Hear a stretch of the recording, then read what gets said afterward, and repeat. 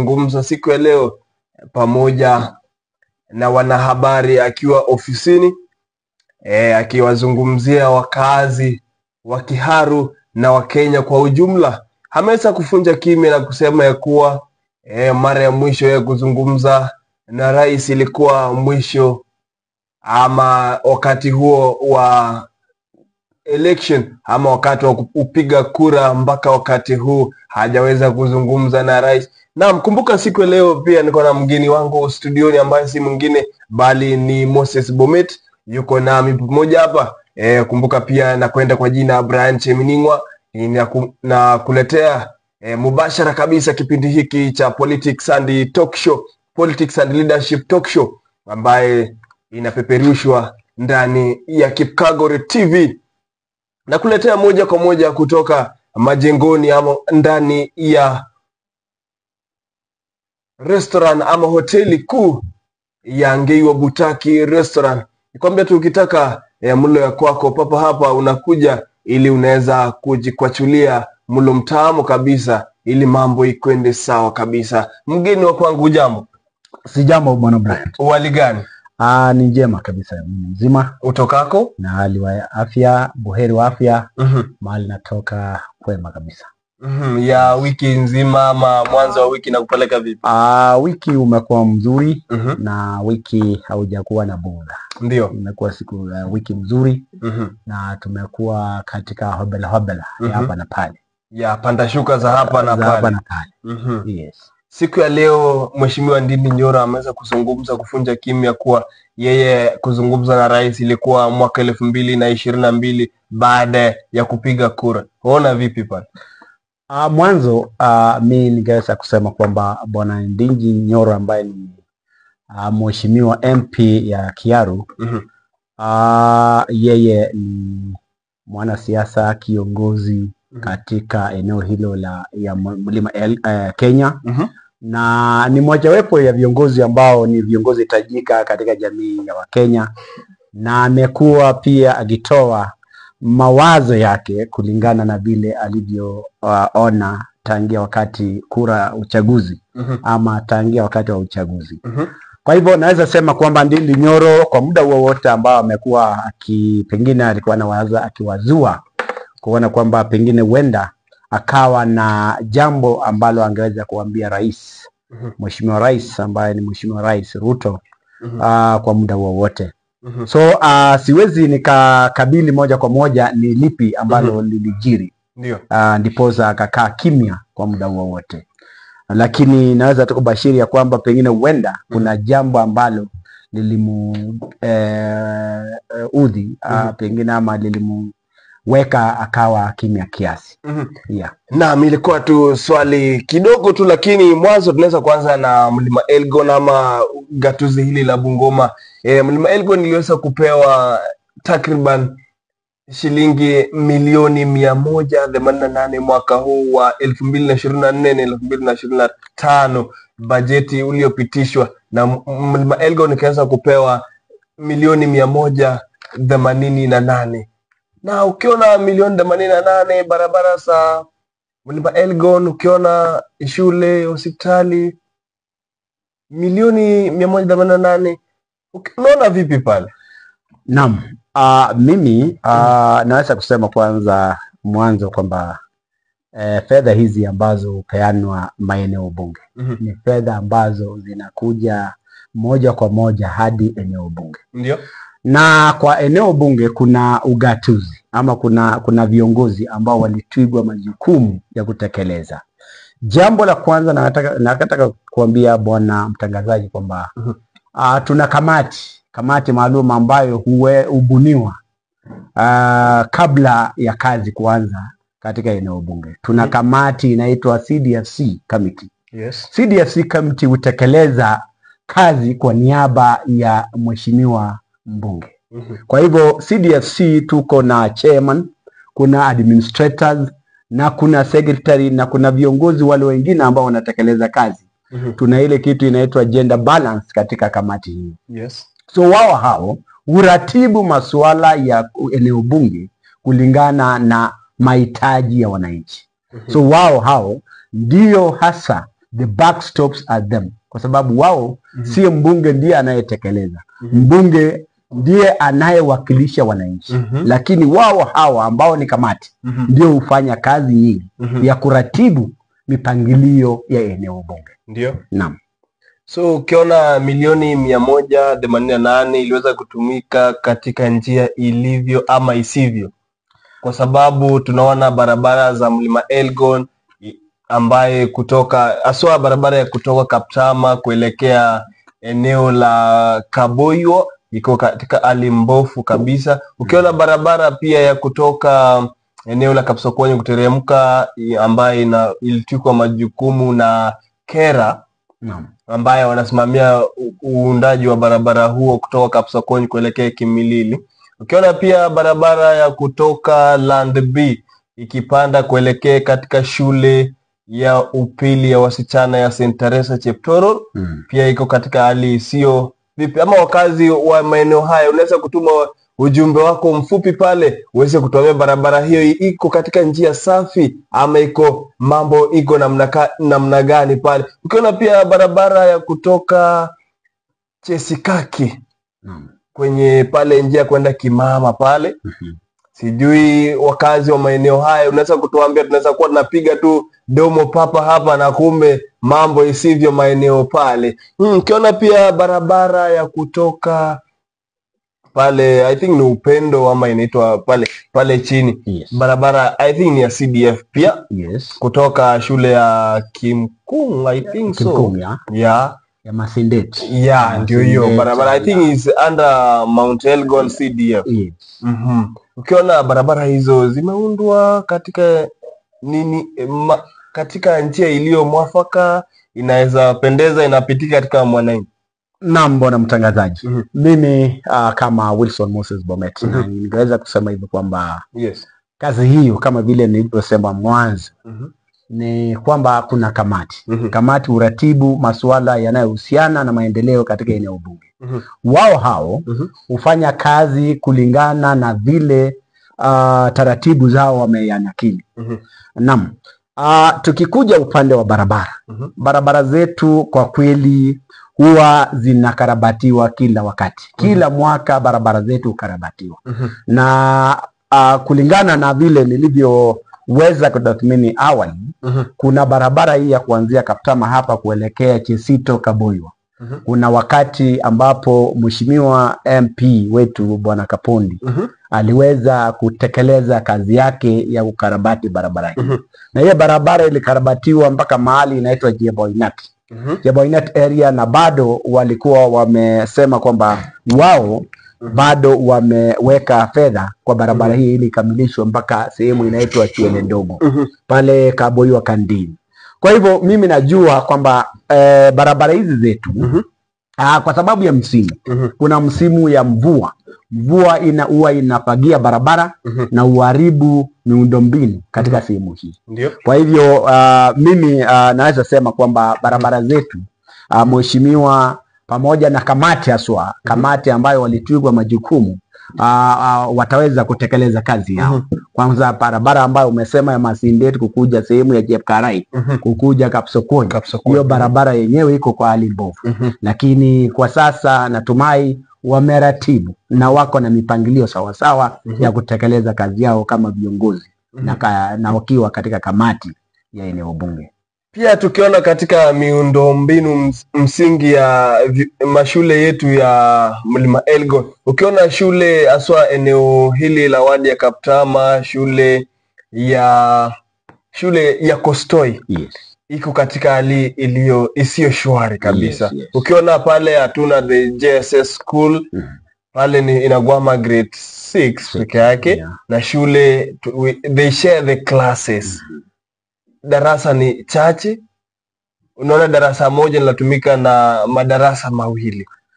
Ilivyokuwa katika hapo nyuma shule ya msingi ya Sirigoi pale. Lakini kwa sasa hivi shule ya msingi ya Sirigoi imeweza kuimarishwa, lakini shule ambaye iko pale juu ambaye shule ya Kostoi iko katika hali iliyo mbovu kabisa. Ukiteremka pia katika kuna shule iko katika eneo la Masindino upande wa chini huko, shule ambayo bado Mlimani. Mlimani, naam, SDA Yes. iko katika hali isiyo nzuri kabisa. Sijui unaona mheshimiwa anafanya kazi ama iko namna gani, ama nani anastahili kukasa nati kabisa ili kuweza kuhakikisha shule hizo sio katika hali iliyo shwari? Naam, mwanzo ni jamii.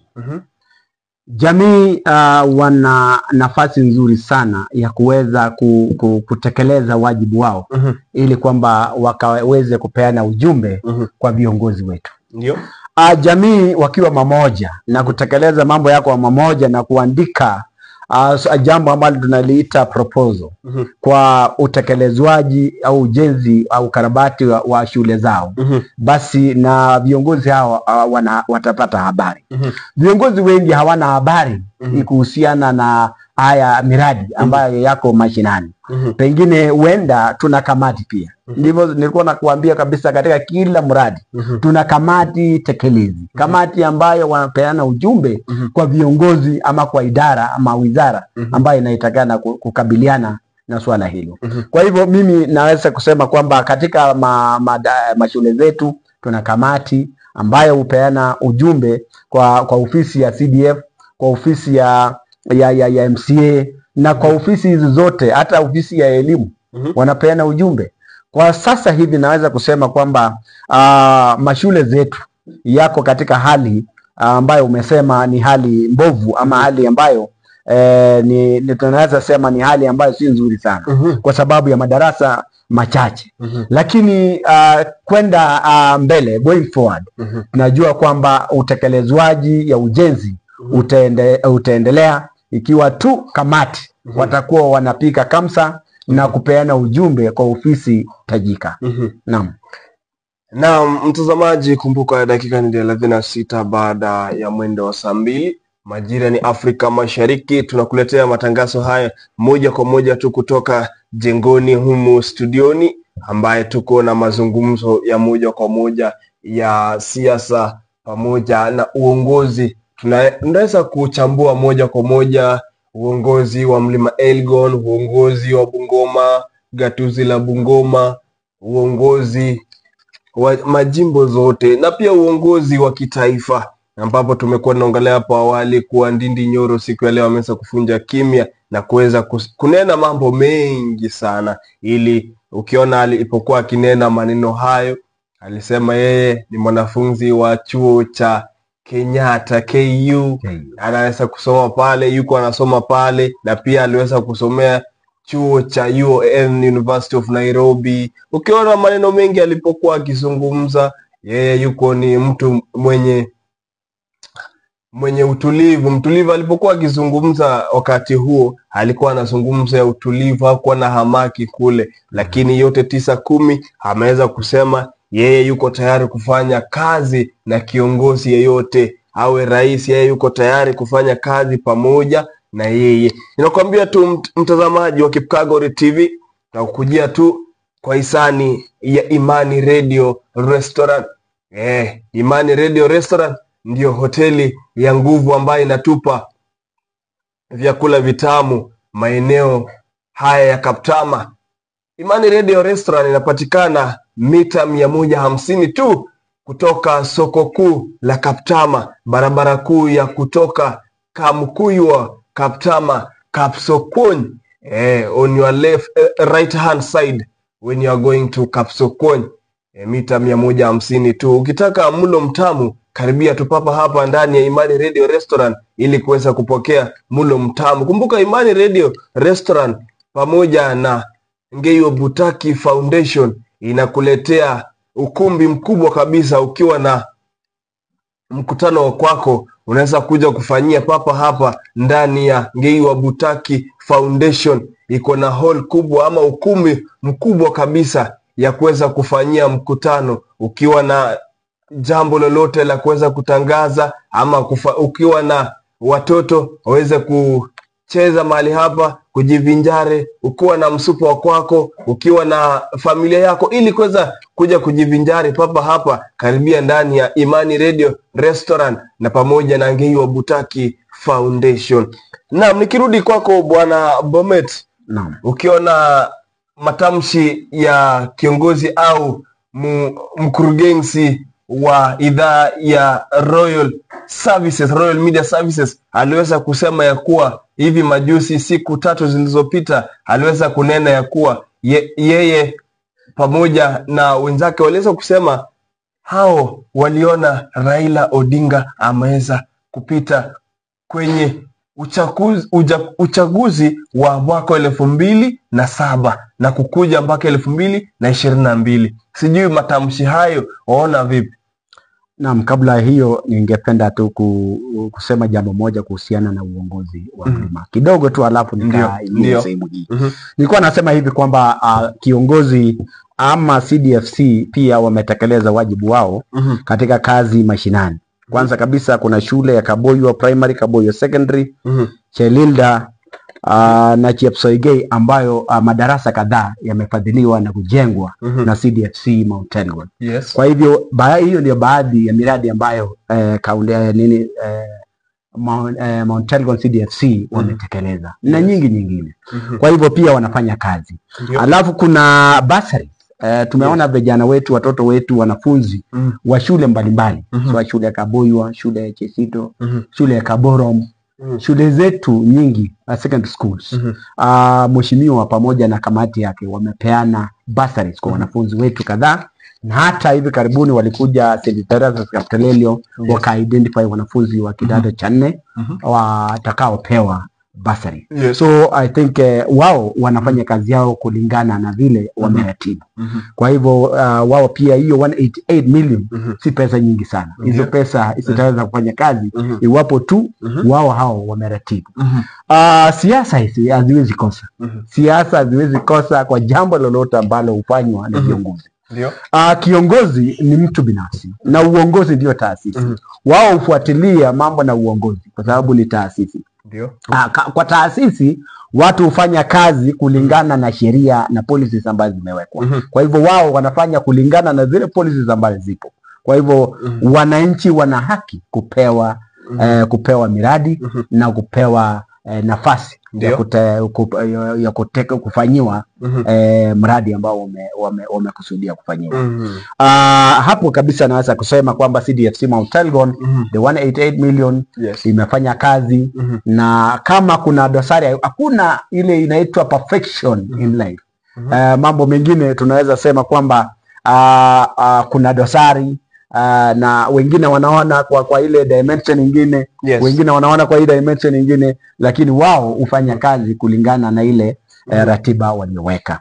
Alafu sasa kwa hii nafasi ambayo ulikuwa umeniuliza bwana mtangazaji kwamba tuliona bwana director ama mkurugenzi wa idhaa ya Royal Media Group boss bwana SK Macharia kwa matamshi yake mwenyewe alisema kwamba peniwenda Mheshimiwa Raila alikuwa anaongoza kwa idadi ya kura ambazo alipigiwa 2022.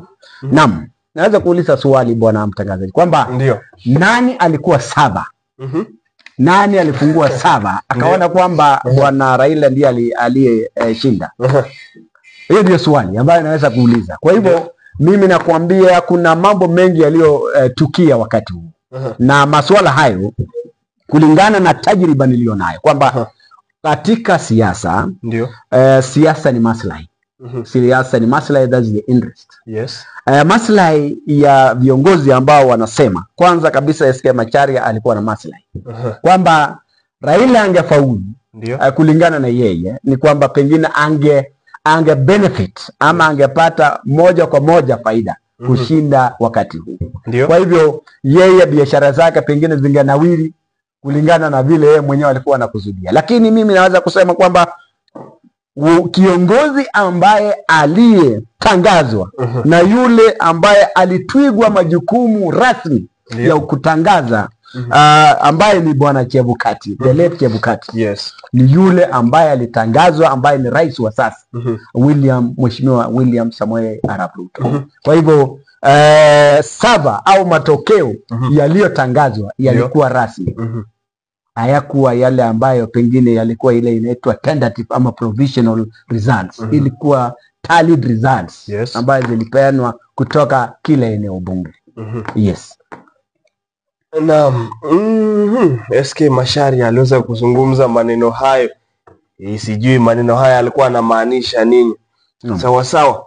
Kumbuka tu 44 baada ya saa 2 majira ni Afrika Mashariki. Tutakuletea tu mahojiano haya moja kwa moja kutoka Imani Radio Restaurant. Na tena nikitaka kuendelea kidogo bwana mtangazaji, kwamba kuna hii issue ambayo matangazo haya ama wawaniaji hawa waliweza kupeleka kesi yao mpaka Supreme. Ndio. Ilipofika Supreme Court wakatoa nini? Wakatoa jawabu ama walitoa verdict, uamuzi, the verdict, kwamba aliyefaulu ni yule ambaye tuko naye sasa, mheshimiwa rais wa sasa Bwana William Samoei Arap Ruto. Yes. So wakati huo wote ilipitia mikono mwa majaji na wakatathmini kwa mapana marefu kuhusiana na yule ambaye aliweza kufaulu ni nani. So baada ya hiyo yote kuleta ushahidi toka pande zote, mashahidi walikuwepo, wakapeana ujumbe, lakini mwisho mshindi alitangazwa. Kwa hivyo tuko na rais ambaye hatuna utata naye. Mpaka leo hii hakuna kesi iliyopeanwa. Na kama kuna kesi, SK Macharia anaweza rudi kotini. Yes, na kupinga yale ambayo yalitekelezwa. Sasa hivi tuko katika serikali ya broad based. Serikali ya broad based ambayo tayari viongozi wawili waliowania kiti hiki tayari wamekutana, wakasemezana, wamekubaliana kwamba kuwe na serikali pana ambayo itaendesha nchi. Ukiona pia hiyo mambo ya broad based, hii government of broad based pia ni serikali ya ODM na Kenya Kwanza. Yes. Ambayo iliweza kuunganisha pamoja ili kawa broad based. Nakumbuka kabla ya hiyo broad based, hapo awali mheshimiwa wa ANC Musalia Mudavadi aliweza kuivunja chama chake cha ANC, Amani National Congress, ili kuiunganisha pamoja na UDA. Yes. Ikakuwa UDA pamoja na ANC. Baadaye pia Raila Amolo Odinga mheshimiwa aliweza kukuja na kuunganisha ODM na Kenya Kwanza government. Hapo walisema 50-50. Raila 50 na Kenya Kwanza 50. Hasa hapo ikakuja kisungumkuti kuwa what about Western? Naam. Kama ni 50 ODM, 50 Kenya Kwanza, what about Western? Naam. Naweza kusema hivi bwana mtangazaji, mathalan kwamba siasa si hasa. Siasa hauna urafiki wa kudumu. Na pia siasa haina uadui wa kudumu. Viongozi hawa wakati wa kura walikuwa wamekosana kinywa kipana. Hawakuwa wanaonana macho kwa macho. Walikuwa kila mtu uvuta upande wake. Lakini leo hii wamekutana. Ndio. Baada ya kukutana ndiposa tunapata jambo ambalo limetokelezea kwamba sasa ni broad based. Yes. Mimi ningeweza kusema hivi kwamba sehemu ya magharibi, sehemu ya magharibi ilikwisha gawanywa mapema kabla ya hii broad based. Yes. Sehemu ya magharibi wakati walikuwa wanatengeza serikali ya Kenya Kwanza, walipewa 30%. Vyama vyote ambayo ni ANC na Ford Kenya walipewa 30%. Kenya Kwanza ambayo ni serikali ambayo ni ilikuwa chama kubwa, wakapewa nini? Wakapewa 70%. So watu wa Mlima Elgon Sabots tayari walikuwa kwa UDA. Ambaye ni UDA ambaye sehemu kubwa ilienda na rais. Rais ndiye aliyekuwa amechukua sehemu kubwa ya hiyo share. Kwa sababu tayari ako na 70% of that 100% ya kura ya Kenya Kwanza. Sabots were there in that 70%. Walikuwa accommodated in that 70%. So ile 30% ya Western. Ya Western hiyo ilikuwa ni ya vyama. Chama cha Wasabot ilikuwa gani? UDA. Yes. So meaning that UDA, the Mount Elgon Mount Mount Elgon Elgon were in that were in 70% the 70 of the Kenya bracket of the Kenya Kwanza UDA Yes. party. So hawa wale wachache ambao walikuwa kwa Fort Kenya Yes. wataweza enda huko kwa sababu tayari wako kwa register of parties ya Fort Kenya. Yes. Majina zao iko pale. Lakini sisi wengine ambao tulielekea upande wa Kenya Kwanza UDA yetu shares yetu kama Wasabot iko kwa Kenya Kwanza UDA part ama UDA side. Yes. So sisi hatuna ile ruhusa ya kwenda kuuliza Fort Kenya ama ANC watupatie slot unless kama wewe ulikuwa ni umeandikishwa kama mwanachama ya chama cha Fort Kenya au ANC. Yes. Kwa hivyo rais, sisi upande wa UDA tulipewa rais, nafasi ya rais, tukapewa na mawaziri na tukagawana mawaziri, tukagawana ma CS, ambassadors na wengine wote. Na parastatal heads pia tulipewa. So wale wa Western pia walipewa slot yao kulingana na percentage ambao walipewa, the 30%. Yes. So that is it. Okay, sawa. Ndio siasa ya Kenya.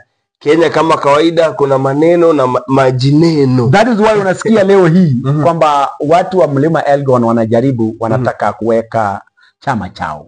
Chama hiki unless wa consolidate. Yes. Watu wao wote waingie kwa chama hicho ndio wawe na backing power. Yes. Mimi pia siwezi pinga kwamba wasitengeneze ama wasitekeleze wajibu huu.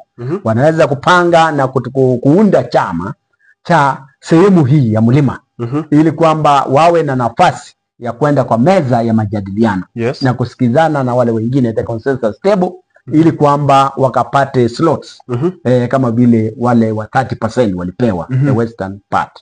So meaning that Mount Elgon wakipata chama chao, yani gari lao la kuwapeleka mahali, lazima pia watapewa some percentage in that 100% of the... Yes, they will have the upper hand. Kwamba sasa wao pia ni stake ama stakeholders, wadau katika serikali ambayo itakayoundwa. Ili kwamba wajiandikishe kwa wingi, sababu Wasabot si wachache. Wasabot ni 280,000 more. Na wale wapiga kura is more than 80,000 kwa sasa. Kwa hivyo ni vijana wetu kujiandikisha kwa sasa, kwa sababu tayari jana nilishukuru sana rais wetu mpendwa Bwana Ruto kwa kusema na kuannounce kwamba vijana wetu wanaweza kuchukua vitambulisho bila ya gharama. Hakuna ridhaa ama kulipa malipo yoyote. Unaweza enda tu pale kwa station ile registration ukapokee ID yako. Yes. Bila ya gharama. Bila ya gharama, free kabisa. Naam. Ukiona pia katika siasa upande wa Meru pale ambapo koti iliweza kusema Kawira Mwangaza la hasha, weenda nyumbani. Naibu gavana akaweza kushikilia pale, akaweza kusema, wakaweza kumwapisha na kuweza kuwa gavana baada ya Kawira Mwangaza. Ona vipi? Naam, hayo ndiyo siasa ya Kenya. Kenya yetu siasa huanza tu mara mtu anapoapishwa. Yes. Siasa umwandama. Yes. Kwa hivyo naweza kusema kwamba si mbaya kwamba kiongozi Bwana Mutuma Isaac amechaguliwa ama ameapishwa kuwa gavana. Yes. Biblia inasema anayedhania kwamba amesimama na achunge sana asianguke. Yes. Yeye pia ni yule ambaye alikuwa ameunganika. Walikuwa enjoined wakati ya uchaguzi ya 2022. Ndiyo. Today yeye ndiye anaye sasa amechukua steering ya kuongoza Meru County. Ndiyo. Kwa hivyo yeye pia ajue lile lililompata Mwangaza yaweza kumpata. Mradi tu afanye nini? Jambo moja. Afanye makusudio ya wananchi ya Meru. Jambo la pili, afanye kazi na MCAs. Yes. Waliochaguliwa. MCAs ambao nasikia kwamba MCAs ya huko pia wanataka maslahi yao pia yaangazi. Na kiongozi mzuri ni yule ambaye anakaa na timu yake chini na kujadiliana the way forward ya eneo eneo hilo ya ugavana au katusi. Kwa hivyo mimi naweza sema kwamba kuapisha kwa Isaac Mutuma ni jambo nzuri, sababu hatutakuweko na vacuum. Hakuna vacuum kwa uongozi. Kwa hivyo kama Kawira Mwangaza mara 3 mtu kutupwa bwana, wewe huwezi ona hiyo ni more than extravagant. Kwa hivyo de facto extravagant, kwa sababu mtu anaweza tupwa mara ya kwanza, akaenda petition ama appeal, akarudishwa ya pili, hivyo ya 3. Hata Yesu alianguka mara 3 bwana, akielekea Golgotha. Ni mwisho akafika tu mahali alikuwa anaenda. Kwa hivyo Kawira Mwangaza mheshimiwa aliweza kusulubishwa na mwisho akang'olewa, akatolewa katika mamlaka ama kasri. Naam. Ukiona pia bwana Natembeya upande wa Trans Nzoia anasema pia wanataka mwakilishi wa Waluya huko juu awe amechaguliwa na Waluya. Matamshi haya unasema vipi? Naam, urudia kiasi. Anasema tunataka mwakilishi wa Waluya huko juu awe amechaguliwa na Waluya. Kauli hiyo inamaanisha politics ya Kenya si ya kikabila. Politics ya Kenya ukitaka kwenda juu lazima utahitaji makabila yote ya Kenya. Makabila yote ya Kenya kumaanisha ni makabila zaidi ya 45. Makabila hayo yote ndio watakaye kupatia nafasi ya kuwaongoza ama kufanya kazi na wao. Kwa hivyo kusema kwamba hiyo ni kuwa tribalistic. Ukisema sasa Waluya wachague kiongozi, kwani kuna nchi ya Waluya na kuna nchi ya Wakenya. Yote nchi ya Kenya ni nchi uhuru na ni nchi ambayo utafanya sauti yake. Hebu tusikie sauti yake kwanza.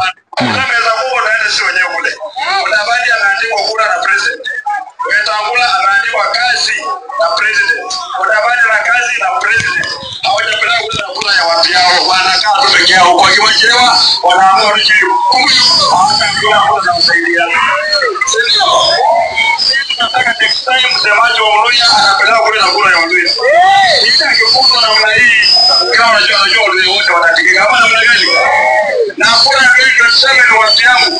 Itakuwa ni kura ya kuhesabu sasa Waluya ni wangapi. Unaenda kuprove Kenya hii kwamba sisi wengi hata kushinda Wakikuyu. Sio? Umesikia kauli hiyo? Nimesikia kabisa bwana mtangazaji. Ningeweza kusema kwamba bwana Natembeya bado anaishi katika maisha ya namba samani.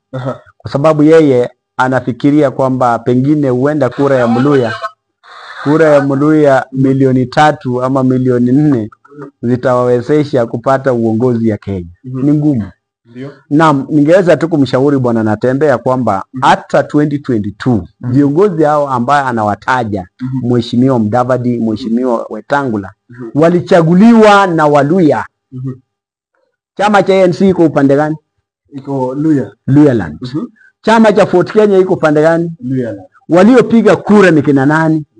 Walipowapigia kura wakaenda wapi? Nairobi. Walipoenda Nairobi walienda kukutana na wale wa UDA ambaye ni rais wa sasa.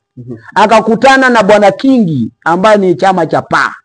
Wakakutana na bwana CCM, huyu chama cha maendeleo chapchap. Bwana Alfred Mutua.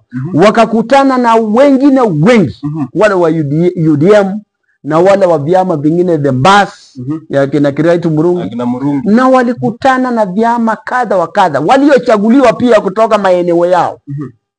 So uweze kutuambia leo kwamba Waluya wataweza kutoa kiongozi kupitia kura zao wenyewe ya Waluya. Ni ngumu.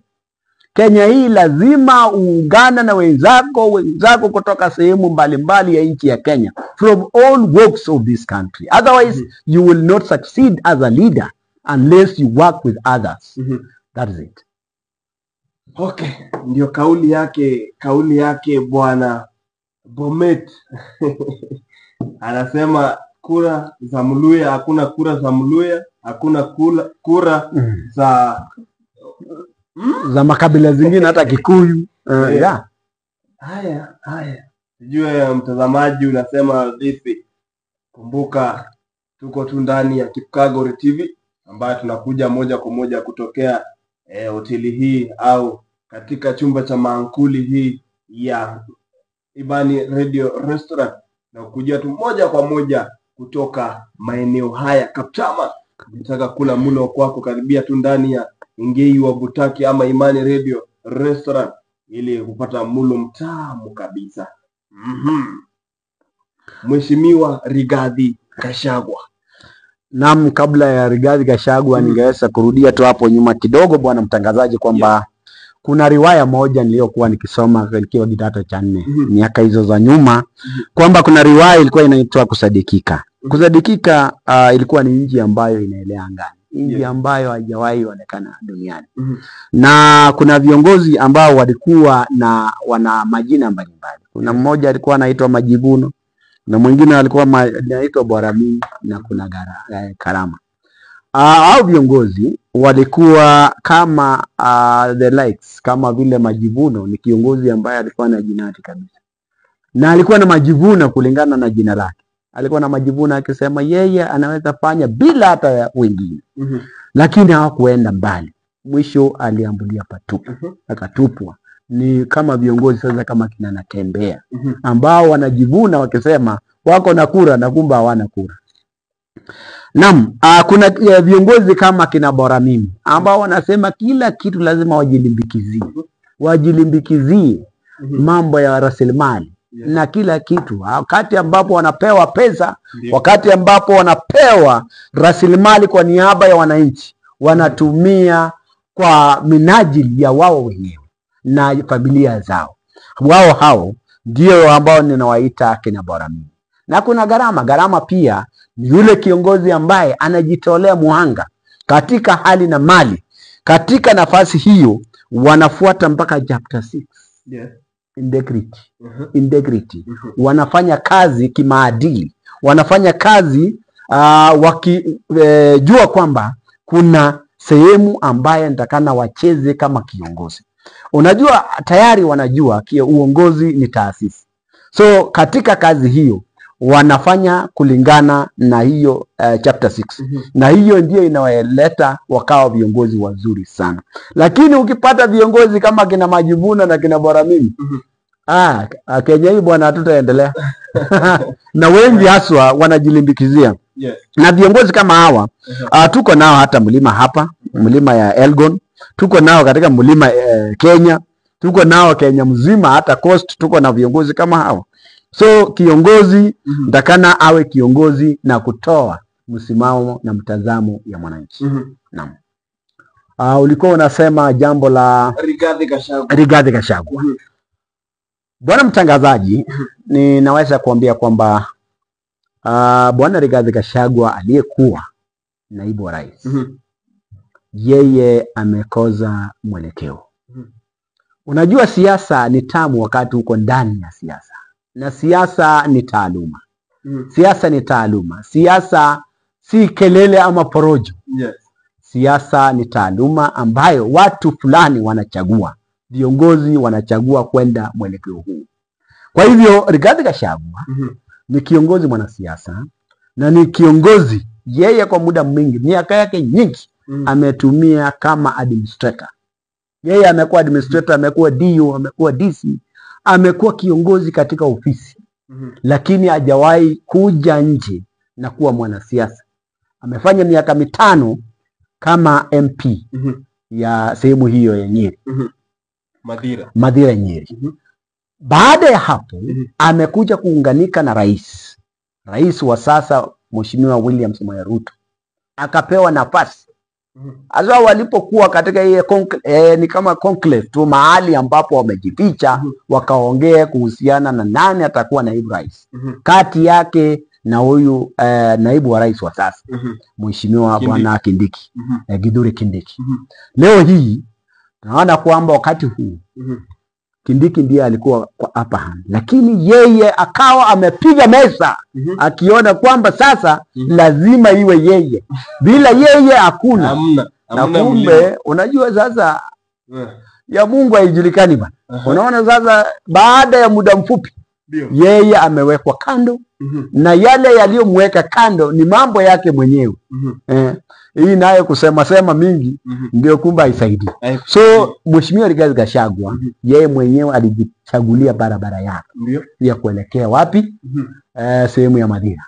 Kwa hivyo wacha yeye afanye kazi yake huko ya kukutana na wananchi na kukutana na wananchi wa Mlima na wapatie dondoo ya hapa na pale kila na wakati. Kwa hivyo yale unayesikia kwamba Rigathi anaeneza kila baada ya siku ni kwa sababu yeye amekuwa kitu inaitwa frustrations, depression. Italeta depression mwisho kwa sababu amekosa kabisa.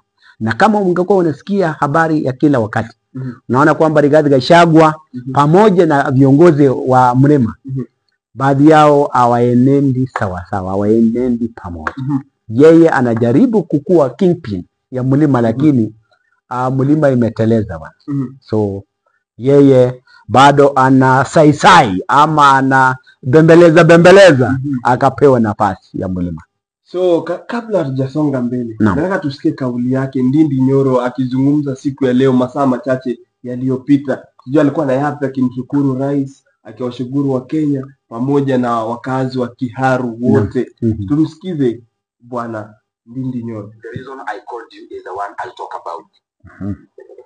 And as I start, I first of all want to be very grateful. Myself personally for the chance I have had to serve the Kenyan people in the position of the chairman of the Budget and Appropriations Committee in the National Assembly. As you know and you have interacted, that has been my designation. And that is work we did with a lot of dedication. And I am grateful for that opportunity.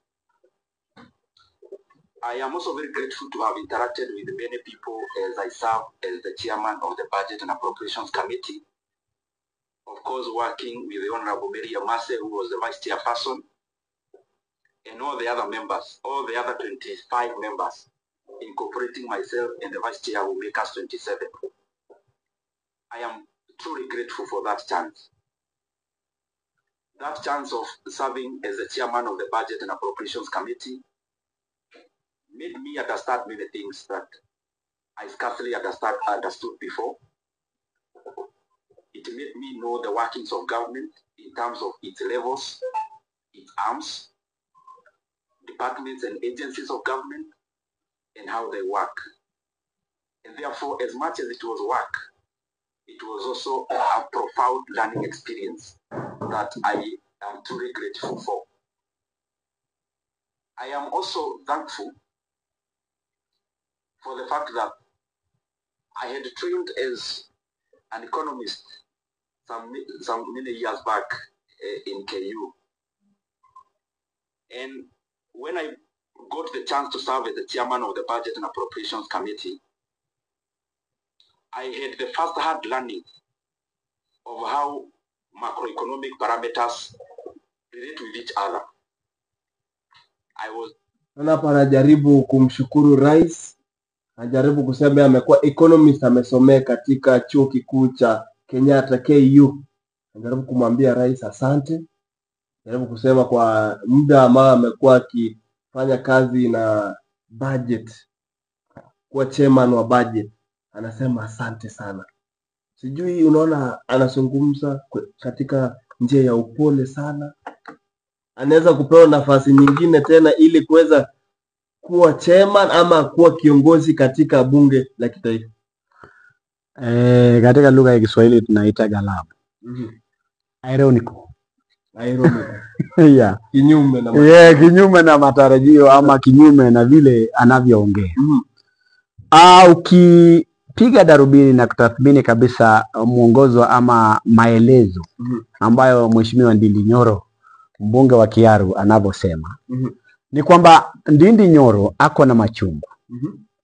Kuna machungu ambaye yamekuwa fiche ndani mwake.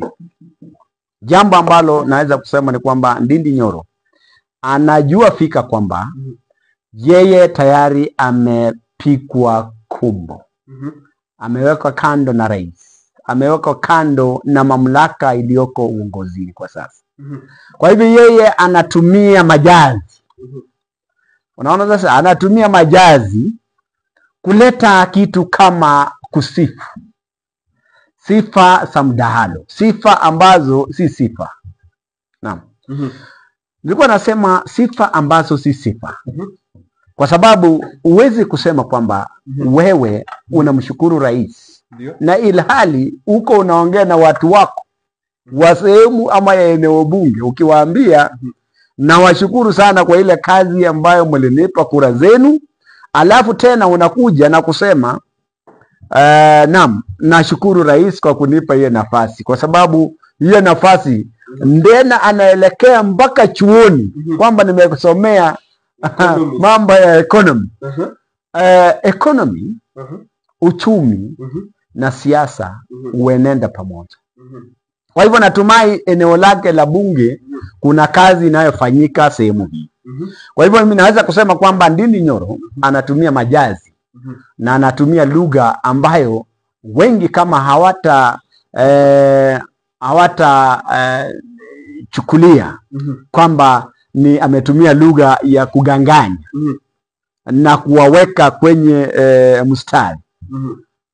Utadhania kwamba amesema yaliyo sawa kabisa, lakini ni lugha ambaye amewapiga chenga hawa watu ambao anawatazama.